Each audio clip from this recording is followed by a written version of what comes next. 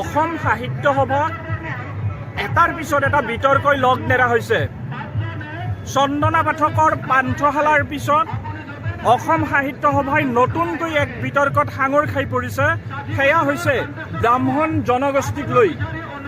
মোৰ পিছফালে আপুনি দেখা এই ফলকখন, যিখন ফলক আছে ব্ৰাহ্মণ জনগোষ্ঠী বুলি, এই ফলকখন আছে অসম সাহিত্য সভাৰ সপ্তসপ্ততিতম পাঠশালা অধিৱেশনত যিখন জনজাতীয় গাঁও নিৰ্মাণ কৰা হৈছে, সেই জনজাতীয় গাঁওখনৰ এটা ঘৰ, এটা আৰ্হি দেখুওৱা হৈছে আৰু সেই আৰ্হিটোত লিখা হৈছে ব্ৰাহ্মণ জনগোষ্ঠী বুলি।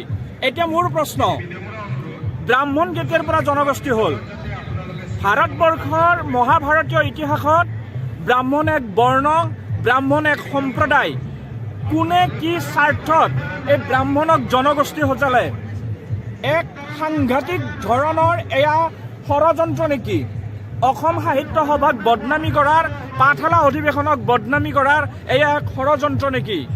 কোন জধামূৰ্খই এক ব্ৰাহ্মণক জনগোষ্ঠী বুলি ইয়াত লিপিবদ্ধ কৰিছে? সেয়া এক বহুত ডাঙৰ প্ৰশ্ন। এই বিচাৰৰ ভাৰ সদাশয় ৰাইজলৈ দিছোঁ। ইতিহাস সেইসকলে অধ্যয়ন কৰক যিসকলে ব্ৰাহ্মণক জনগোষ্ঠী সজাবলৈ চেষ্টা কৰিছে। বহুত ডাঙৰ প্ৰশ্ন, বহুত ডাঙৰ কথা হৈছে এয়া অসম সাহিত্য সভাৰ ইতিহাসত। অসম সাহিত্য সভাৰ সপ্তসপ্ততিতম পাঠশালা অধিৱেশনক বদনামী কৰাৰ এয়া ষড়যন্ত্ৰ নেকি? বহুত ডাঙৰ কথা হৈ পৰিছে।